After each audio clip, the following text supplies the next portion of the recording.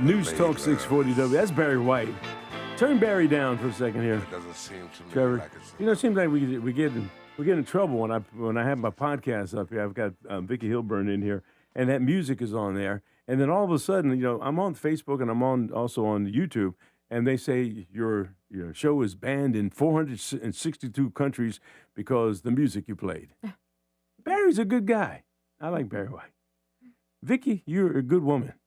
You are the Deputy Director of the Board of Elections here in Cumberland County. Yes. Welcome to Good Morning Fayetteville. It's glad to have you here. Good morning. What do you want to say to people? We're trying to recruit precinct officials.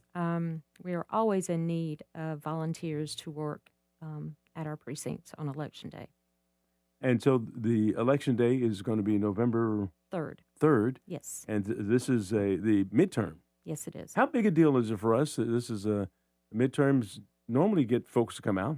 Yes, our midterm elections are not quite as busy as, of course, presidentials, but our midterms are important. I mean, it's very important to vote for those constituents in those levels. You know, the thing is, if you don't vote, you really don't have any say. That's how I look at it. And voting is tracked, I think, where you kind of know if a person has voted on a certain amount of time. If you don't vote a certain amount of times, you have to re-register? You will, the NVRA, National Voter Registration Act, we hope that everyone will vote. We want everyone to vote. And yes, after 2 federal elections, if you haven't voted, it's a possibility that your information will be removed, but that is mandated by the state. So right. Now, there are a lot of suggested changes in terms of what you need in terms of being able to vote. Picture ID or passport or what. Where are we right now? Because there's some proposals out there that's going to make it pretty tough for some people to prove that they're a citizen. That hasn't passed yet. But what do people need right now if they want to vote? Well, there are items that they would need if you have a North Carolina driver's license that is not expired. And if it is expired, there are certain rules that are in place for that. For people who are 60, I think it's 62 or 65, can't remember right now off the top of my head. You caught me off guard with that one. So, but yeah, there are other items that, and there's a complete list on the State Board's website of those, and also on our website. Now, you need some precinct workers. Yes, we do. What will Absolutely. they do, and how many thousands of dollars are they going to get paid? We actually have 77 precincts around the county. And with those precincts, we like to have at least between 7 to 10 people to operate those precincts on Election Day. It's important, to keep, traffic moving, being able to assist people in the appropriate manner. And with that, we are in need of, like I said, between 7 to 10. So you're talking between 500 to 700 people.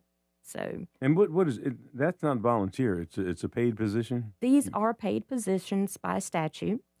We do pay people who would normally sign up start off as assistants. And our assistants are paid $130 a stipend for working Election Day. And then they are also paid for training, because they will attend training classes, between 1 to 3 classes, a minimum usually of 2. And they are paid $25 for training. And you have some folks who come back and assist all the time? Absolutely. We have some veterans that have been with us for over 20 years, 25 years, and they love it. They love collaborating with their neighbors and meeting their neighbors that, you never know who you're going to meet, because, things, when you're working Election Day, your neighbors are going to be coming in to vote. So it's a good time to meet your neighbors, to talk to people. And I've heard from our precinct officials saying that it's not a long day when and just because of the atmosphere, because it's exciting. It's exciting for them. And I've gone to different polling locations while I'm as a reporter, Mhm. just to see how things are going, getting a sense of the enthusiasm out there. Yes. What is the anticipated turnout on a midterm here in Cumberland County? Um, Midterms, right off the top of my head, I don't have that figure right now. Yeah, but I another mean, reason I bring that up, and I didn't mean to put you on the spot, sorry. but we noticed that there was a surge in Cumberland County in the last election cycle. We had a lot of folks come in Mhm, to early voting, mhm, and I forgot what was driving that, mhm. but there are normally driving factors.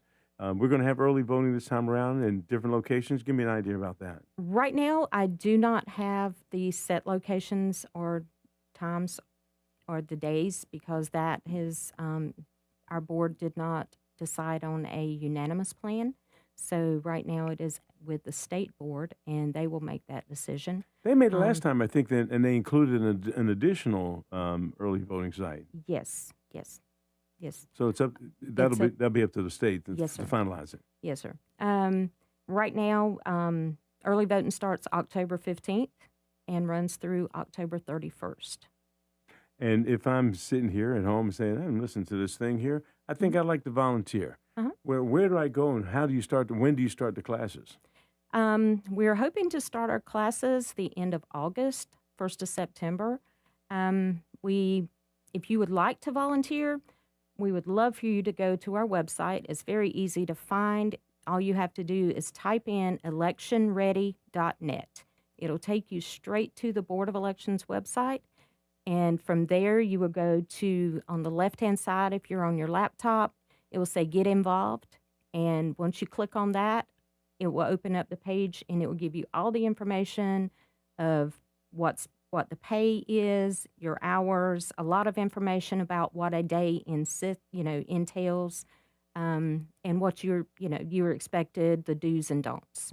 And you said if you want to volunteer, you mean in terms of volunteering to come out and get paid? Yes, Yes. exactly. So this is not a voluntary position. It is something It that you is a get paid paid position, yes. Right. And so the process is starting right now. How does the cycle kind of go for you in terms of meeting your goal of getting as many folks as you need, or what happens if you don't?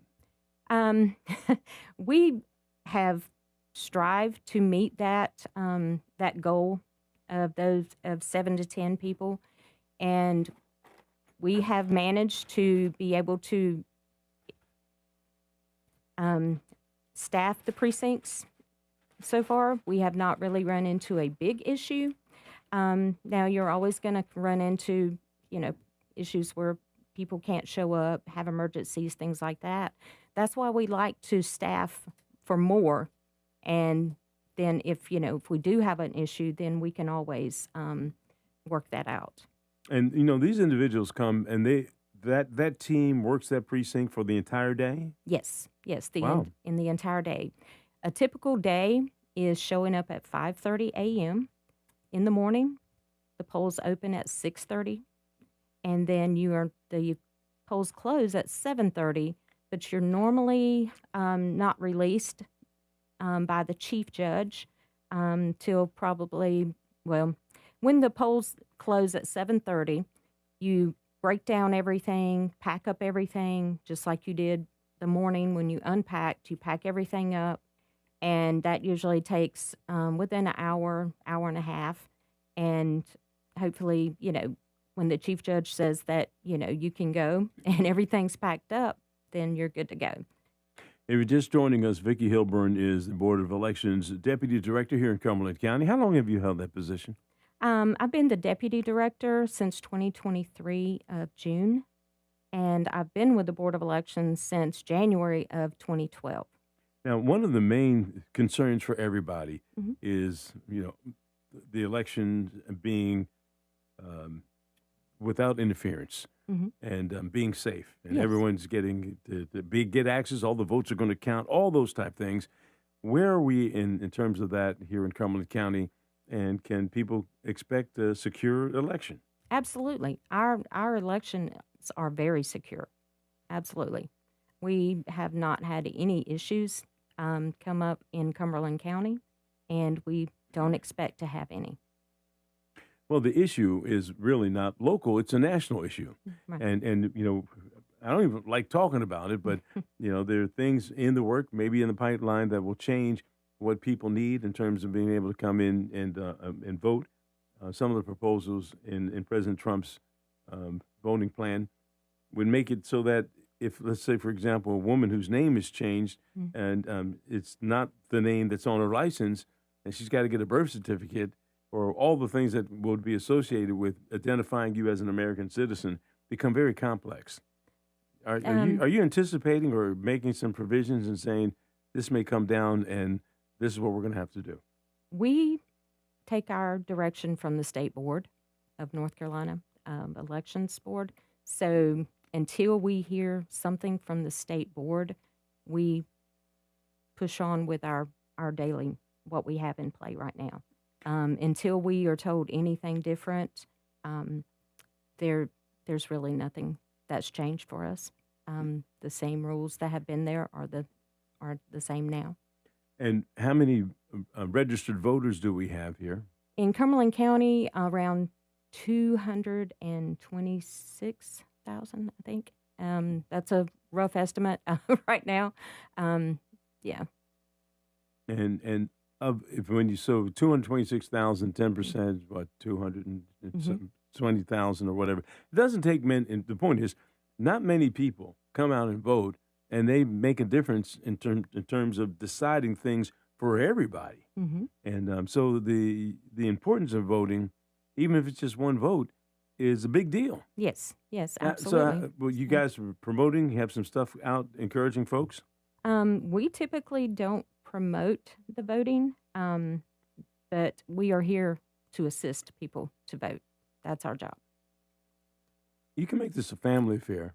Mm. And there are groups like churches and, Mhm. and all types of organizations that provide transportation. Sometimes that's the biggest hurdle for a lot of folks. Mhm. Is there anything that the county offers where you can call in and say, hey, I'm having a difficult time? Josh might want to chime in on that because the Board of Elections doesn't, we don't provide anything to that. Just due to statute. Well, no, Josh doesn't Yeah. have to. Josh is, I don't have Josh up here. Oh, okay. But I believe he's here.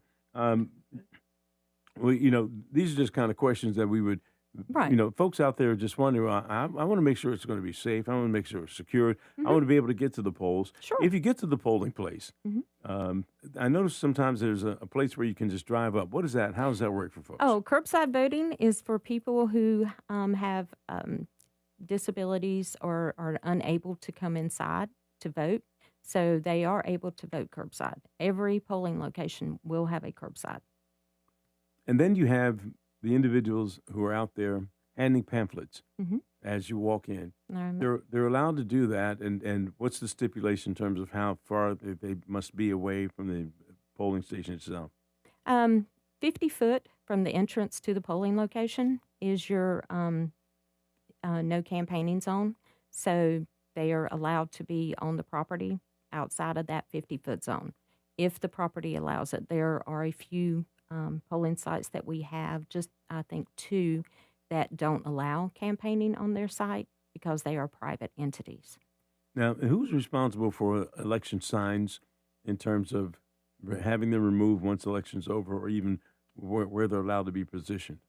The state mandates the areas along roadways. As far as private property, that's up to the individuals. And if you have signs inside of municipality, then it would fall on that municipality's rules. No, I see signs like at major intersections, Mhm. and it's like a sign farm that starts to grow the closer we get to elections. Right. Is there any etiquette in terms of you can't put your sign in front of your opponent's sign or anything along those lines? Not that I'm aware of. Like I said, the state mandates those rules, but they're basically of where you can put them on roadways and things like that. And the politicians are responsible for removing them. Absolutely. Was it the day after, or how's it work? Yes, they are responsible for removing their signs the day after. Yes. And could someone go to jail if they don't do it? Not that I'm aware of. Well, you know, we've Yeah. seen, but you see some folks, for example, who were running Mhm. during the primary, and now they're in the general election. Mhm. Their signs are allowed to stay up, or they have to take them down and put them back up. Um, well, they have to follow the statute that, for the roadways, that North Carolina State puts out. As far as they should be taken down, not always necessarily done.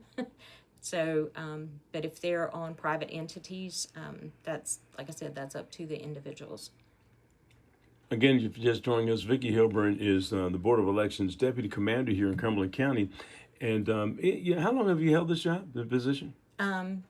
For deputy director Yes. is 3 years. 3 years? Yes. And is it an appointed position, or did you get elected to it? Dun, dun, dun, dun, dun. It's not appointed. I actually had to apply, just like you would for any job. So what's your background in this? I've been there for, like I said, since 2012. Been there for 14 years. I have worked previously in the private sector prior to that. What is your big takeaway and advice for folks in terms of the election coming up here at midterm?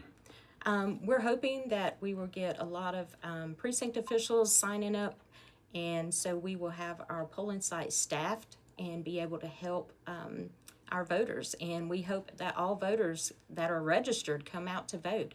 And if you need any information, you just need to give Board of Elections a call, and we'll be able to assist you. And the volunteer period right now, when do you hope to close that out and to get everybody on board? We hope to close that by the third week in August. So we're hoping, if you're wanting to volunteer, please contact us as soon as you can. Like I said, go to electionready.net and click on Get Involved, and there's your information. You can click on, there's a link there to fill out an online application. You know, this second time you said volunteer, but we Yes, want to. they are paid. But It's a I paid guess the point, volunteer. you're saying, look, come on, volunteer your time, Yes. come on out. Oh, and by the way, we got $130 for you Right. for the day to get out there, and plus, was it 25 or so per training For training, session? yes. Yeah. So this is, they're going to take care of you, and some of it is almost like civic duty, I guess. Yes. Is that what some folks kind of say? I want to do this again, or? Right. People are saying that, they feel that is their civic duty to actually get involved with voting. Yes. All right. Well, Vicki Hilburn, we appreciate you coming out. The Deputy Director for the Cumberland County Board of Elections. This is big deal, big time for you guys this summer. And before we know it, November will be here. Yes, it will. And these paid volunteers Yes. will be standing out there all day from what time in the morning to what time of night? They will be there at 6:30 a.m. Polls open at 7:30. 5:30 a.m. Polls open at 6:30. Close at 7:30, and they're usually there till 8:30 or 9. So. All right. Well, Vicki, we appreciate you coming into Good Morning America. I'm waiting for Trevor to say something. I was just going to let you have it. I said, this is Good Morning America. This is Good Morning Fayetteville. We do this every morning. It's always a pleasure to have you. Every Wednesday, we have the county have someone in to talk about things that are important to the county. The municipality is involved in a lot of things that people don't know. So we get a chance to talk with you, and you can give us a sense of what this is like. The main thing is we are going to have safe and secured elections come this November, right? Absolutely. All right, you heard it from the horse's mouth. All right, we appreciate you. Thank you so much. Now it's time for me to give you the boot. Okay. And take you out. Don't go anywhere, because I'm going to take a picture of you right now. You're listening to News Talk 640 WFNC. We've got Fayetteville's most dependable forecast with CBS 17 meteorologist Rachel Dunsing. You done good. Okay. Hold on 1 second. Wait, let me get this. Thursday will be mostly sunny with a high of 88. The rest of the week will be warm but not too hot, upper 80s and low 90s. We will also be mainly dry until a chance for rain arrives Sunday. That is your Fayetteville forecast. I'm CBS 17 meteorologist Rachel Dunsing. Rachel, thank you. Right now, we've got 79 degrees in Fayetteville, Hope Mills, and also Spring Lake. You're listening to News Talk 640. We are WFNC.